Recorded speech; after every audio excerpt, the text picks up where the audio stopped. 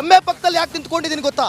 ಇವತ್ತು ಇಂಥ ಸಾಮಾನ್ಯ ಜನರ ಪರಿಸ್ಥಿತಿ ಈ ಬಗ್ಗೆ ರಿಪಬ್ಲಿಕ್ ಕನ್ನಡ ಎಕ್ಸ್ಕ್ಲೂಸಿವ್ ಆಗಿ ನಿಮ್ಮ ಮುಂದೆ ಇಡುವಂಥ ಪ್ರಯತ್ನ ಕಳೆದ 2005ರಿಂದಲೂ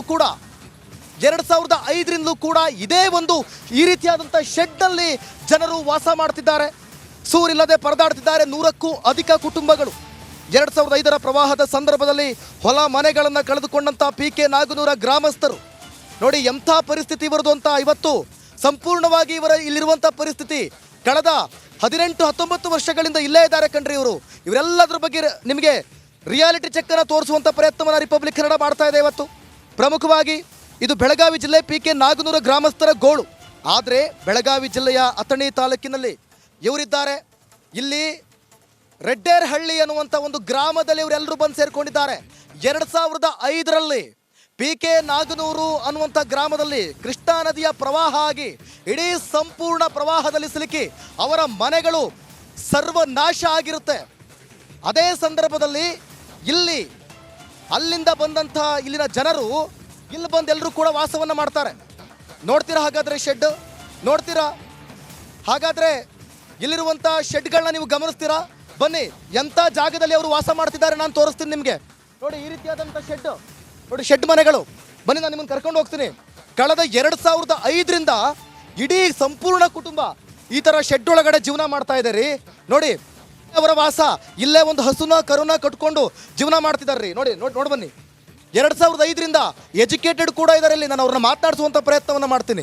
ನೋಡಿ, ಗಮನಿಸ್ತಾ ಇದ್ದೀರಲ್ಲ, ಇವರು ಮಲಗುವ ಕೋಣೆ, ಇವರು ಬದುಕುವ ಕೋಣೆ.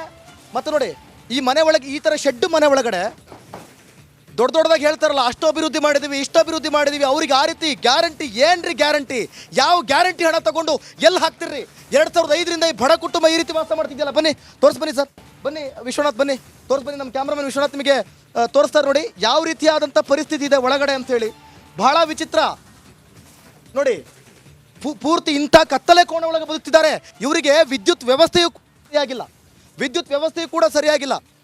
ಸಾಕಷ್ಟು ಜನರು ಎಜುಕೇಟೆಡ್ ಕೂಡ ಇದ್ದಾರೆ. ಇಲ್ಲಿ ಡಿಗ್ರಿ ಓದ್ತಾ ಇದ್ದಾರೆ, BCom ಮಾಡ್ತಿದ್ದಾರೆ, MBA ಮಾಡ್ತಿದ್ದಾರೆ, ಕಷ್ಟ ಮಾಡಿ ದುಡ್ದು ಓದ್ತಾ ಇದ್ದಾರೆ. ಇಲ್ಲಿನ ಪರಿಸ್ಥಿತಿ ಯಾವ ರೀತಿ ಇದೆ? ಇಂಥ ಜಾಗದಲ್ಲಿ ಇಂಥ ಬಟ್ಟೆ ಹರಡ್ಕೊಂಡು ಜೀವನ ಮಾಡ್ತಿದ್ರಲ್ರಿ. ಇಲ್ಲಿ ಕೇವಲ 150ಕ್ಕಿಂತ ಅಧಿಕ ಮನೆಗಳಿದಾವ್ರಿ ಇಲ್ಲಿ. 2005ರಿಂದ ಅವ್ರನ್ನ ಗಂಜಿ ಕೇಂದ್ರಕ್ಕೆ ಅಂತ ತಗೊಬಂದು ಇಲ್ಲಿ ಇರಿಸಲಾಯಿತು. ಹಂಗಂತ ಇಲ್ಲೇ ಪರ್ಮನೆಂಟಾಗಿ ಇರಿಸ್ಬಿಡೋದ?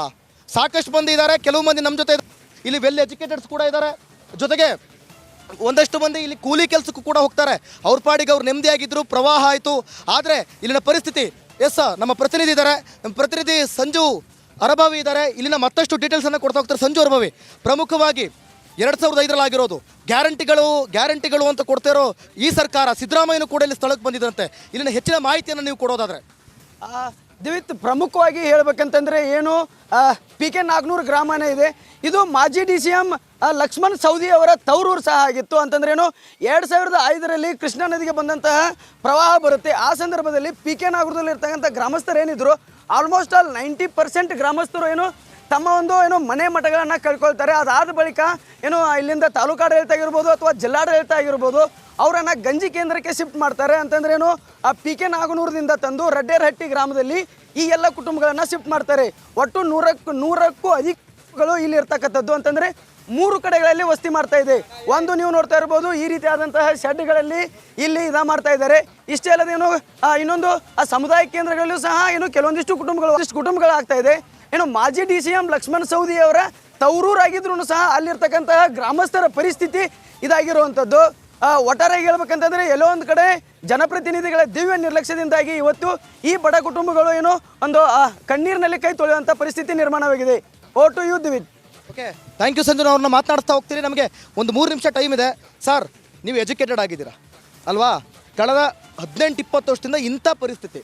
ಸ್ಕೂಲ್ಗೆ ಹೋಗ್ತಿದ್ದೀರಾ, ಅಂದರೆ ಸ್ಕೂಲ್ ಮುಗಿಸಿ ಕಾಲೇಜ್ ಹೋಗಿದ್ದೀರಾ. ಈಗ ಏನು ಹೇಳ್ತೀರಾ? ನೀವು ಯಾವತ್ತು ಪ್ರಶ್ನೆ ಮಾಡೋಕೆ ಹೋಗಿಲ್ವಾ ಇಲ್ಲಿ ಬಂದವ್ರಿಗೆ? ಬಂದಾರಿ ಸರ್, ಬರ್ತೀವಿ ಮಾಡ್ತೀವಿ ಅಂತ ಹೇಳ್ತೀವಿ. ಎಲೆಕ್ಷನ್ ಬರ್ತಾರೋ ಹೋತಾರೋ. ನಮ್ಮ MLA ಅವ್ರ ಸಾಹೇಬ್ರೇನ ಸೌದಿ ಸಾಹೇಬ್ರೇನ ಇಲ್ಲಿ ಬಂದಿಲ್ಲ ರೀ.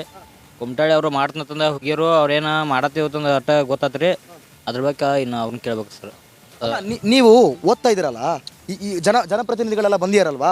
ಸೊ ನೀವೇನು ಹೇಳ್ತೀರಾ ಸರ್ ಈಗ ಇಲ್ಲಿ ಸರ್? ನಾವು ಹೇಳ್ತೀನಿ ರೀ, 2005ರಾಗ ಏನು ಬಂದೀವಿ ಸರ್, ಅವಾಗ ಅಕ್ರಮ ಸಂಕ್ರಮಣ ಮಾಡಿದ್ವಿ ಸರ್. ಈ ಕಡೆ ಚೆಕ್ ಕೊಡ್ತೀವಿ. ಎಲ್ಲಿ ಎಷ್ಟು ಮಂದಿ ಬಂದಿರ ಅವ್ರಿಗೆ ರೈಟ್ ಆಗ್ರ ಗ್ರಾಮದಾಗ ಅವು ನಮ್ಮನ್ನು ಮತ್ತು ಪಂಚಾಯತ್ ಏರಿಯಾ ನಮ್ಮನ್ನು ಕಿಸ್ತಾ ಬಂದ್ರಿ ರೈಟ್ ಸಮಾಜ ಎಲ್ಲ ನಮ್ಮನ್ನ ಹೆಂಗೆ ಕಿಸ್ತಾರೋ ಎಲ್ಲ ಬೇರೆಯವ್ರಿಗೆ ಕಿಸಿತ್ತು ನಾವು ಬೇರೆಯವ್ರು ಅವ್ರಿಗೆ ಕಿಸ್ರಿ ಈ ಕಡೆ ಸಣ್ಣ ಮಕ್ಕಳು ಪಾಡ್ ಇಲ್ಲ ರೀ ಪಾಡ್ ಸಣ್ಣ ಮಕ್ಕಳು ಪಾಡ್ ಕೊಡ್ಬೇಕು ಈ ಕಡೆ ನಮ್ಮ ಜಾಗ ಉಳಿಬೇಕು ಏನು ಕೂತು 18 ವರ್ಷ 2005 ಕೂತಿರಲ್ಲ 18 ವರ್ಷ ಅದು ಇವು ಜಾಗ ಉಳಿಬೇಕು ಆ ಪಾಡ್ ಬೇರೆ ಕೊಡ್ಬೇಕು ನಮ್ಮ ಊರು ಕೂಡ ಅಮ್ಮ ಬನ್ನಿ ಅಮ್ಮ, ನೀವು ಮಾತಾಡ್ತಾ ಇದ್ರಿ ಸುಮಾರು ಜನ ಬಂದೋದ್ರು ಸಾರ್, ಹಂಗಾಯ್ತು ಸಾರ್, ಎಲ್ಲ ಬಂದೋದ್ರು ಸಾರ್, ನಮ್ಮನ್ನು ಯಾರು ಕೇಳಲಿಲ್ಲ ಸಾರ್, ನಮ್ಮ ಮಕ್ಕಳಿಗೆ ಹೆಣ್ಣು ಕೊಡೋದ ಸಾರ್, ನಮ್ಮ ಮಕ್ಕಳು ಓದ್ತಾ ಇದ್ದಾವೆ ಸಾರ್ ಎಲ್ಲ ಹೇಳ್ತಾ ಇದ್ರಲ್ಲ. ಹೇಳಿ ಈಗ ನಿಮ್ಮ ಊರಿನ ಪರಿಸ್ಥಿತಿ ಹೇಳಿ. ಅವ್ರು ಇವ್ರು ಬಂದಿದ್ದಾರೆ ಅಂತ ಹೇಳಿದ್ರಲ್ವಾ, ಬಂದು ಏನು ಮಾಡಿದ್ರು?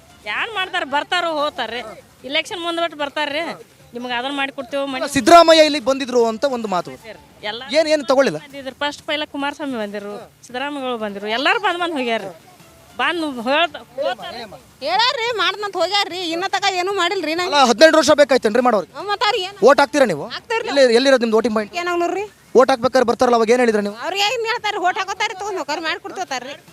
ಹೋಗ್ತಾರ್ರಿ ಪತ್ರಾಸ್ಗಳೆಲ್ಲ ಹಿಂಗಾಗಿ ಅವ್ರು ಬೀಳಾಕತ್ತಾವ ಅಂದ್ರೂ ಬರ್ತೀವಿ, ಹೋಟ್ ಇಲೆಕ್ಷನ್ ಮುಗಿಯಾನ ಬರ್ತೀವಿ ಮತ್ತೆ ಮಾಡಿ ಕೊಡ್ತೀವಿ ಅಂತಂತಾರೆ, ಮತ್ತೆ ಬರಂಗಿಲ್ರಿ ಕಡೆ. ಅಲ್ಲ ನಿಮ್ಮ ಹಕ್ಕು ಪತ್ರಗಳನ್ನ ನಿಮಗೆ ಕೊಡ್ತೀನಿ ಅಂತ ಹೇಳಿದಾರೆ ಅವರು, ಅಂತಂದು ಹೇಳ್ತಾರ್ರಿ. ರೆಡಿ ಇದೆಯಾ ಅದು? ಹೇಳಲ್ಲ ತರಕಾರಿ ಇನ್ನ ಕೊಟ್ಟಿಲ್ರಿ, ಇವೆಲ್ಲ ಬೇತು ಕೇಸಿಂದ ಯಾವ ಕ್ಷೇತ್ರ ಯಾರು ಬರ್ತಾರೆ ನಿಮಗೆ ಎಮ್ ಎಲ್ ಎ? ಎಲ್ಲಿ ಎಲ್ಲರೂ ಬಂದ್ ಹೋಗ್ಯಾರ. ಅಲ್ಲ ನಿಮ್ಮ ಈ ಕ್ಷೇತ್ರಕ್ಕೆ ಯಾರು ಎಮ್ ಎಲ್ ಎ ಅಂತ? ಇವರು ಸೌದಿಗಳರ್ಲೆ ಲಕ್ಷ್ಮಣ ಸವದಿ. ಅವ್ರರ್ಲೆ ಓಕೆ, ಲಕ್ಷ್ಮಣ ಸವದಿ ಕ್ಷೇತ್ರ ಅಂದರೆ ನನ್ನ ಪ್ರಕಾರ ಅವ್ರ ಊರು ನಾಗನೂರು ಅಂತ ಕೇಳ್ಪಟ್ಟಿದ್ದೀನಿ ನಾನು. ಅವ್ರ ಊರು ಅಲ್ಲ ನಾಗನೂರಲ್ಲ ನೋಡಿ, ಸಾಕಷ್ಟು ಜನರು ಸೇರ್ಕೊಂಡಿದ್ದಾರೆ, ಇನ್ನಷ್ಟು ಜನ ಕೆಲ್ಸಕ್ಕೆ ಹೋಗಿದ್ದಾರೆ. ಅಷ್ಟು ಸುಮಾರು ಒಂದು ಎಷ್ಟು ಮನೆ ಇದೆ ಒಟ್ಟು? 100 ಮ್ಯಾಲೆ ಇದ್ದಿರ್ಬೇಕ್ರಿ. 100ಕ್ಕೂ ಅಧಿಕ ಅಂದರೆ 150ಕ್ಕೂ ಅಧಿಕ ಮನೆಗಳಿದೆ. ಆ ಅಧಿಕ ಮನೆಗಳು ಕೂಡ ಇವತ್ತು ಶೆಡ್ನಲ್ಲೇ ಇವರು ಜೀವನವನ್ನು ಮಾಡ್ತಿದ್ದಾರೆ. ಅರ್ಥಾತ್ 2005ರಿಂದ ಜನಪ್ರತಿನಿಧಿಗಳು ಬಂದು ಹೋಗಿದ್ದಾರೆ, ಎಲ್ಲ ನಾಯಕರು ಬಂದು ಹೋಗಿದ್ದಾರೆ. ಆದರೆ ಯಾವುದೇ ರೀತಿಯಲ್ಲೂ ಕೂಡ ಇವರಿಗೆ ಅದರಿಂದ ಒಂದು ಪ್ರತಿಫಲ ಅನ್ನೋದು ಸಿಕ್ಕಿಲ್ಲ, ಯಾವ ಕೆಲಸವೂ ಕೂಡ ಆಗಿಲ್ಲ. ಗ್ಯಾರಂಟಿಗಳನ್ನು ಕೊಡುವಂಥ ಸರ್ಕಾರ ಸ್ವಲ್ಪ ಬೀದಿಗಿಳಿದು ಬಂದು ಇವರ ಪರಿಸ್ಥಿತಿನ ಇವರ ಕಷ್ಟಗಳನ್ನ ನೋಡಬೇಕಾಗುತ್ತೆ. ಇಲ್ಲ ಅಂತಂದರೆ ನಿಜಕ್ಕೂ ಕೂಡ ಇವರು ಇದೇ ರೀತಿ ಜೀವನವನ್ನು ಮುಂದುವರಿಸಬೇಕಾಗುತ್ತೆ. ನೀವು ಮತವನ್ನು ಹಾಕಿಸ್ಕೋತೀರಾ, ಎಲ್ಲ ರೀತಿಯ ಹಕ್ಕುಗಳನ್ನು ಅವ್ರ ಹತ್ರ, ಆದರೆ ಅವರ ಹಕ್ಕುಗಳನ್ನು ನೀವು ಅವ್ರಿಗೆ ಕೊಡ್ತಾ ಇಲ್ಲ, ಅವರ ಹಕ್ಕು ಪತ್ರಗಳನ್ನು ಕೊಡ್ತಾ ಇಲ್ಲ.